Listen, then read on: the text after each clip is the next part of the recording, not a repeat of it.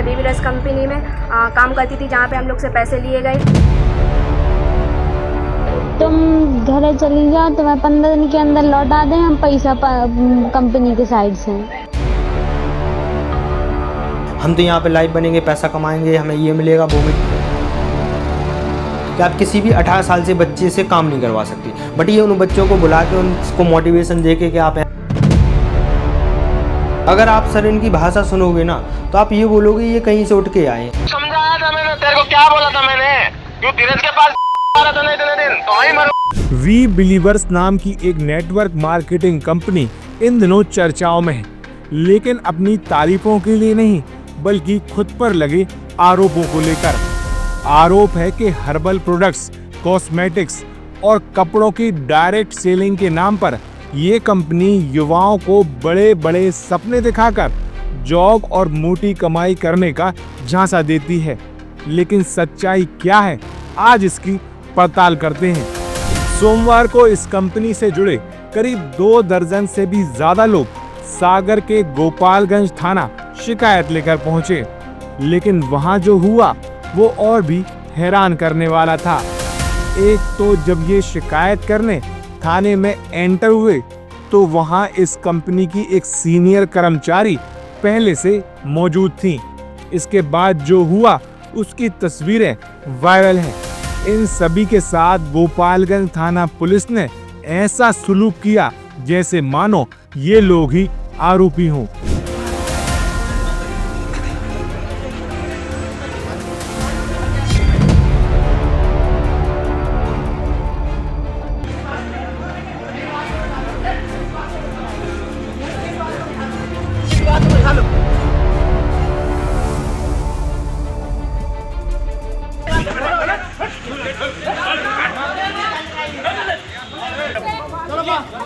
खैर, इस सब में गोपालगंज थाना पुलिस की कोई ना कोई मजबूरी जरूर रही होगी, नहीं तो थाना प्रभारी और थाने का रिपोर्ट कार्ड को लेकर जो भी सुनने मिलता है उसके मुकाबले जो ये ट्रीटमेंट इन शिकायतकर्ताओं के लिए दिया गया ये कम ही था। कभी इस थाने की कार्यप्रणाली पर भी चर्चा करेंगे, लेकिन फिलहाल जरा बात करते हैं वी बिलीवर्स नाम की इस कंपनी के बारे में। सबसे पहले वी बिलीवर्स कंपनी क्या है इसको समझ लीजिए। कंपनी की आधिकारिक वेबसाइट से मिली जानकारी के मुताबिक we believers marketing private limited की शुरुआत साल 2020 में हुई थी। इसके निर्देशक नंदलाल व मंजू बाला है, जो कंपनी के डिसीजन मेकर बताए जाते हैं। कंपनी का हेड ऑफिस जीरकपुर पंजाब में है। अपने नेटवर्किंग बिजनेस को ये वहीं से संचालित करते हैं। ये company herbal products, cosmetics, fashion और डेली यूज के आइटम की सीधी बिक्री करती है। मेक इन इंडिया मिशन को समर्थन देने वाली ये कंपनी खुद को रोजगार के अवसर देने वाली कंपनी के रूप में पेश करती है। हालांकि इसकी सच्चाई को लेकर अब कई सवाल उठ रहे हैं, जहां बड़े सपने दिखाकर युवाओं से पैसे वसूले जाने और नौकरी के नाम पर ठगी करने के आरोप सामने आए हैं। इसके अलावा कई गंभीर आरोप भी कंपनी से जुड़े लोगों पर लगाए गए हैं, जिसमें जीएसटी बिलों में गड़बड़ी, नाबालिग बच्चों को डिस्ट्रीब्यूटर बनाना, जबरन प्रोडक्ट्स की खरीदी कराना, झांसे में आने के बाद अगर कोई काम नहीं करना चाहता तो कंपनी की पॉलिसी के नाम पर डराना धमकाना, और जब कोई अनियमितताओं को लेकर आवाज उठाता है तो उसके साथ गाली गलौज करते हुए अमर्यादित भाषा का इस्तेमाल करना। ऐसे ही वी बिलीवर्स मार्केटिंग कंपनी से जुड़े रहे शिकायतकर्ता धीरज पटेल और उमेश यादव कुछ दूसरे लोगों के साथ कंपनी की इन्हीं अनियमितताओं की शिकायत करने पुलिस के पास पहुंचे थे, पर वहां जो हुआ हम वो पहले ही आपको बता चुके हैं। लेकिन उसके बाद ये लोग मीडिया से मदद मांगने आए, जिस पर जब उनसे उनके आरोपों में कितना दम है उसके सबूत मांगे तो उन्होंने कुछ सबूत हमें सौंपे, जो शुरुआती दौर में कंपनी से जुड़े लोगों की पोल खोलने वाले लगे। हालांकि इन सभी आरोपों की सागर टीवी न्यूज कहीं से भी पुष्टि नहीं करता, लेकिन आरोप गंभीर हैं, इस पर विचार से बात होना भी जरूरी है। जो भी आरोप शिकायतकर्ता धीरज पटेल, उमेश यादव और वंदना पटेल या और भी लोगों ने लगाए हैं, उन पर हमने कंपनी का भी पक्ष जानने की पूरी कोशिश की। लेकिन कंपनी से जुड़े लोगों से जब हमारे विशेष संवाददाता सरजू पटेल ने मोबाइल से संपर्क किया तो उन्होंने पहला कॉल तो उठाया और अपना पक्ष रखने के लिए समय मांगा, लेकिन जब दूसरी बार कॉल किया या कई बार अलग अलग नंबरों पर हमने कॉल किया तो उन्होंने किसी भी नंबर से हमारा कॉल रिसीव नहीं किया। चलिए अब बात करते हैं कि वी बिलीवर्स कंपनी पर आखिर आरोप क्या है। तो शिकायतकर्ता धीरज पटेल के मुताबिक कंपनी लुभावनी विज्ञापन देकर बेरोजगार युवाओं को अपने झांसे में लेती है। 4 दिन की जॉब ट्रेनिंग के नाम पर उनका माइंड वॉश करती है और फिर उन्हें सपने दिखाती है।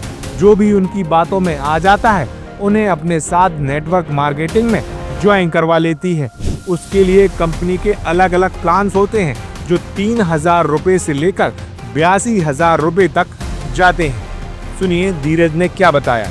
मेंबर लास्ट जो कम से कम है वो 3,000 है, बाकी उससे बहुत ही कम लोग हैं जो करते हैं। लास्ट जो कंपनी ने रखी है जो शो करते हैं, मतलब ऑफिसों के अंदर जो शो करते हैं वो है 9,000 है without GST. GST serving charge मिला के वो 11 बन जाता। दूसरा 18,000 है जो जीएसटी सर्विंग चार्ज मिला के 22 बन जाता। तीसरा है 36,000 जो जीएसटी सर्विंग चार्ज मिला के 42 बन जाता है। तीसरा है 72,000 जीएसटी सर्विंग चार्ज मिला के 82 बन जाता है। जो 3,000 का रहता है वो कंपनी किसी भी ऑफिस के अंदर शो नहीं करती। जो ज्वाइनिंग के बाद इन्हें एक कार्ड मिलता है, उसमें उनकी एक आईडी होती है। इस कार्ड में उन्हें डिस्ट्रीब्यूटर बताया जाता है। साथ ही जो भी पैसा देकर वो कंपनी से जुड़ते हैं उसी प्लान के मुताबिक उतने पैसों का उन्हें प्रोडक्ट खरीदने के लिए कहा जाता है। मतलब ये तो साफ है कि नौकरी के नाम पर अगर ज्वाइनिंग दी जाती है, कथित रूप से ज्वाइनिंग दी जाती है, तो इस प्रक्रिया को समझे तो ये साफ होता है कि यहाँ किसी भी प्रकार की कोई स्थायी नौकरी नहीं दी जाती। जबकि धीरज की माने तो उसका कहना है कि बेरोजगारों को कंपनी के लोग ट्रेनिंग के लिए जो लुभावने विज्ञापन देकर अपनी तरफ आकर्षित करते हैं उसमें भ्रमित जानकारी होती है जो सरकार के नियमों के खिलाफ है। वहीं जैसा कि आरोप लगाए जा रहे हैं कि कंपनी 3,000 रुपए से लेकर 82,000 यानी 11,000, 22,000, 42,000 और 82,000 रुपए का जो फिक्स्ड अमाउंट में प्रोडक्ट खरीदने का बोला करती है, ये भी एक तरह का कंज्यूमर प्रोटेक्शन एक्ट 2019 और डायरेक्ट सेलिंग रूल्स 2021 का उल्लंघन बताया जा रहा है, क्योंकि कानून कहता है कि कोई भी कंपनी आपको डायरेक्ट सेलिंग के लिए शामिल करने के बदले कोई भी ज्वाइनिंग फीस, रजिस्ट्रेशन फीस या फिक्स्ड अमाउंट नहीं ले सकती। हालांकि इस मामले में 2 लूप पोल हैं जिसका ये कंपनियां फायदा उठा रही हैं। पहला, कंपनी फिक्स अमाउंट के प्रोडक्ट खरीदने का तो बोलती हैं, लेकिन उसके जो बिल हैं वो अलग अलग अमाउंट के बनाए जाते हैं, जिससे ये तय हो जाए कि कोई भी फिक्स्ड अमाउंट नहीं लिया गया है।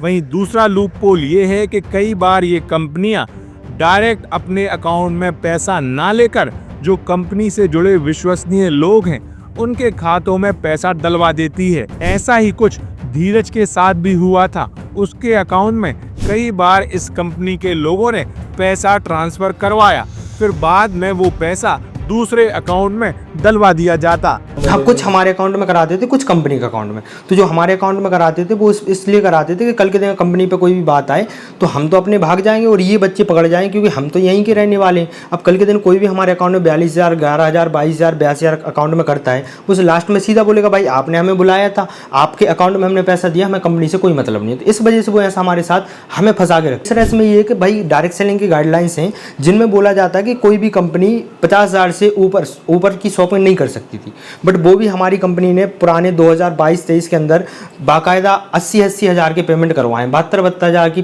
परचेसिंग लोगों से करवाई, जो कि रूल्स के अगेंस्ट। अब अभी भी गलत करते हैं उसमें। अब उन्होंने क्या कर दिया कंपनी में कि एक पर्सन के 2 ऑर्डर लगा देते, एक लगा देते 40,000 का, दूसरा भी लगा देते 40,000 का। तो अब करते तो वो ही है, बट उसको उन्होंने तरीका बदल लिया कि लोग मार्केट के लॉफल्स पकड़ ना पाए। खैर, इन आरोपों की जांच होना बाकी है। अब थोड़ा सागर में क्या हुआ है, कौन कौन इसके पीछे है और आखिर ये पूरा माजरा क्या है, इसको समझ लीजिए। सागर में बुंदेलखंड मेडिकल कॉलेज के सामने वी बिलीवर्स मार्केटिंग कंपनी का एक ऑफिस है, जहां पिछले 4 सालों से कंपनी काम कर रही है। इस कंपनी में सागर में 3 लोग प्रमुख बताए जाते हैं। सुनील ठाकुर जो कि हिमाचल प्रदेश के हैं, कमल मंडीवाल जो कि राजस्थान के हैं और आरती शर्मा ये भी राजस्थान की बताई जाती हैं। ये तीनों सागर के ऑफिस को संचालित करते हैं। अब विवाद कहां से शुरू हुआ, जरा इसको भी समझ लीजिए। इसी ऑफिस में साल 2021 में धीरज पटेल नाम का एक युवक कंप्यूटर ऑपरेटर की नौकरी की तलाश में जाता है, जैसा कि पुलिस शिकायत में भी बताया गया है। यहाँ धीरज की मुलाकात कंपनी की एक सीनियर अधिकारी आरती शर्मा से होती है। आरती शर्मा उन्हें बताती हैं कि वो 45,000 रुपए जमा कर इस कंपनी को ज्वाइन कर सकता है। उसे प्रोडक्ट्स का प्रचार प्रसार करना है, जितना वो काम करेगा उतनी उसे सैलरी मिलेगी। इसके बाद 4 दिन की वो करिश्माई ट्रेनिंग को ज्वाइन करता है। ट्रेनिंग पूरी करने के बाद धीरज पैसा जमा कर इस कंपनी को ज्वाइन कर लेता है। इसके बाद वो अगले 3 साल कंपनी में ही रहकर जमकर मेहनत करता है। धीरे धीरे ट्रेनर से मैनेजर और फिर मैनेजर से क्राउन तक की पोस्ट पर पहुंच जाता है। इसके बाद करीब करीब वो 50,000 रुपए महीने तक कमाने लगता है। इसी दौरान इस चेन सिस्टम में धीरज विदिशा में रहने वाले उमेश यादव को अपनी टीम से जोड़ता है। धीरज और उमेश दोनों ही कड़ी मेहनत करते हैं। कंपनी से लंबे समय तक जुड़े होने से दोनों को कई खामियां भी पकड़ में आती हैं, जैसे ज्वाइनिंग के टाइम पर एक फिक्स्ड अमाउंट में शॉपिंग करवाना, अपना मंथली पेमेंट लेने के लिए जबरदस्ती नया ऑर्डर लगाने के लिए कंपनी के अधिकारियों द्वारा मजबूर किया जाना और ऐसा ना करने पर उनकी मंथली इनकम को लैप्स कर देना। कि हम अगर इस कंपनी में काम कर रहे हैं, हमारा कोई भी पे आउट बनता है तो पहले हम मेरे से बोला गया कि आपको हर मंथ 1100 की शॉपिंग करनी पड़ेगी, जो कि 1100 की शॉपिंग होती है, जीएसटी मिला के वो 1400 के समथिंग जाता था। फिर दूसरे में थोड़ा सा मेरा पोस्ट अपग्रेड हो गया क्राउन से, तो फिर बोलने लगे अब 2200 की करनी पड़ेगी, जिसमें मैं 2 मंथ 2200 की कंप्लीट शॉपिंग होती थी, जिसमें मैं 2 मंथ कंपनी में एक प्रोडक्ट होता है 2199 का, मैंने एक ही प्रोडक्ट खरीद कर लिया, सिर्फ 1 रुपये कम रहा उसमें, जिसमें से इनने मेरी 2 मंथ की इनकम नहीं दी थी। उस पर भी मैंने इनको ऊपर बोला था तो इनने कोई सुनवाई नहीं की। और बीच में मेरे ऊपर गलत एलिगेशन, मतलब एक लड़के को समझा लिया। आप भी समझ सकते हो यार, कोई इंसान किसी के पास 5-6 महीने काम करते तो विश्वास बना लेते, और झूठा उससे कंपनी पर मेल करवा दिया कि आप इनकी बोल दो कि ये आपके पैसे खाएगा। उस लड़के से मेल करवा, आज वो लड़का घर बैठा है और मेरी 2 मंथ तक ये इनकम बंद करके रखे रहे। कि जैसे कोई भी कहीं पर काम कर रहा है, किसी भी कंपनी में काम कर रहा है, तो मतलब उसको अपना पैसा लेने के लिए पैसा देना पड़ेगा क्या? लेकिन साल 2024 में धीरज ने इसको लेकर कंपनी की एक मीटिंग में बोलना शुरू किया, जिसके बाद उसको इंदौर शिफ्ट कर दिया गया, यानी उसका मुंह शांत कर दिया गया। इस दौरान धीरज की टीम में उमेश ने भी इन्हीं सब अनियमितताओं को लेकर आवाज उठाई, तो उसे भी लखनऊ शिफ्ट कर दिया गया। कुल मिलाकर दोनों को अलग अलग कर दिया गया। करीब साल भर तक सब कुछ ऐसे ही चलता रहा, लेकिन साल 2025 के जनवरी महीने में धीरज ने एक और बड़ी खामी कंपनी की पकड़ ली। उसने देखा कि कंपनी कई प्रोडक्ट्स पर जीएसटी में गड़बड़ी कर रही है, एमआरपी से ज्यादा कीमत पर प्रोडक्ट सेल कर रही है। मसलन कुछ प्रोडक्ट ऐसे थे जिनमें इंक्लूडेड ऑल टैक्स लिखा होने के बावजूद भी कंपनी अलग से जीएसटी वसूल रही थी, यानी जो बिल दिया जा रहा था उसमें अलग से जीएसटी लगाया जा रहा था।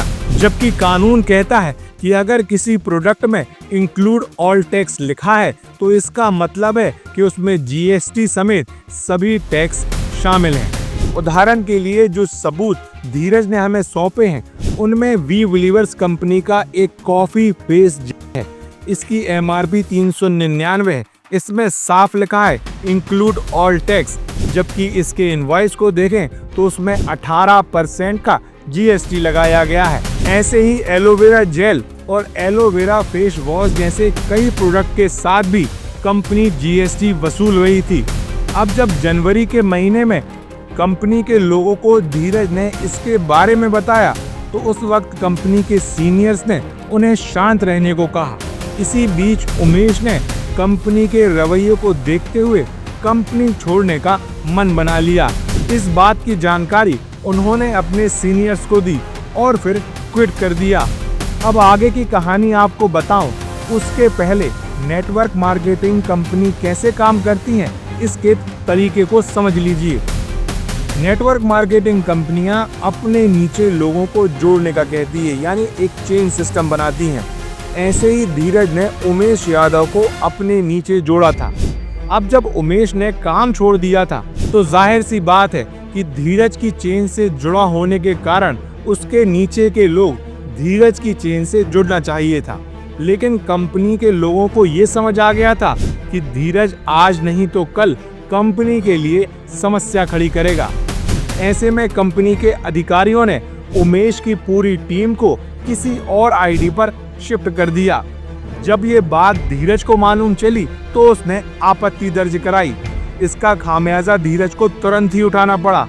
उसकी आईडी को कंपनी के लोगों ने ब्लॉक कर दिया। क्योंकि देखो हमारे साथ जो काम करते थे उसमें उनकी और भी थी जो कंपनी से मिलकर हमारा स्टाफ उनने अपने अंडर में कर लिया था। हमें समझा के हमारे ऊपर लीगली एक्शन उठा दिया। उमेश जी को बोल दिया कि आपको काम करना तो ठीक है, नहीं करना तो आप कंपनी बदल सकते हो। तो कंपनी ने इस पर मेरे ऊपर ये एक्शन ले लिया कि इनके इल्ज़ाम लगा दिया कि आप भी उमेश जी के साथ गए हो और सीधी विदाउट इन्फॉर्मेशन के मेरी सीधी आईडी हटा दी, आईडी बैन कर दी, कंपनी से आईडी मेरी डिलीट कर दी, सारा मेरा डाटा हटा दिया। जबकि धीरज को बिना किसी नोटिस के कंपनी से बाहर का रास्ता दिखा दिया। इसके बाद धीरज ने भी ठान लिया कि वो अब कंपनी की पोल खोल कर रहेगा। उसने जीएसटी और दूसरी खामियों के सबूत इकट्ठा करना शुरू कर दिए। यहाँ उसे इस दौरान एक और कंपनी की बड़ी खामी नजर आई। कंपनी के लोग सागर में बेरोजगार युवाओं के साथ साथ नाबालिग बच्चों से भी काम करवाते पाए गए। वो इन नाबालिग बच्चों को अपने सिस्टम में शामिल करते और उन्हें डिस्ट्रीब्यूटर बनाते। ऐसे 2 नाबालिगों के सबूत धीरज ने पकड़े और हमें भी सौंपे। आप स्क्रीन पर ये दोनों देख सकते हैं। ये दोनों बच्चे नाबालिग हैं, इसलिए हम इनकी पहचान आपको नहीं बता रहे हैं। ये पहली नाबालिग बच्ची है जिसकी आधार कार्ड पर डेट ऑफ बर्थ 25/5/2008 है, जबकि इसकी ज्वाइनिंग डेट 25/4/2025 है। यानी 16 साल 11 महीने की उम्र में इस बच्ची को इस कंपनी को ज्वाइन करवाया गया। ऐसे ही एक और नाबालिग लड़के को भी ज्वाइन करवाया गया था, जिसकी आधार कार्ड पर डेट ऑफ बर्थ 28/4/2007 है।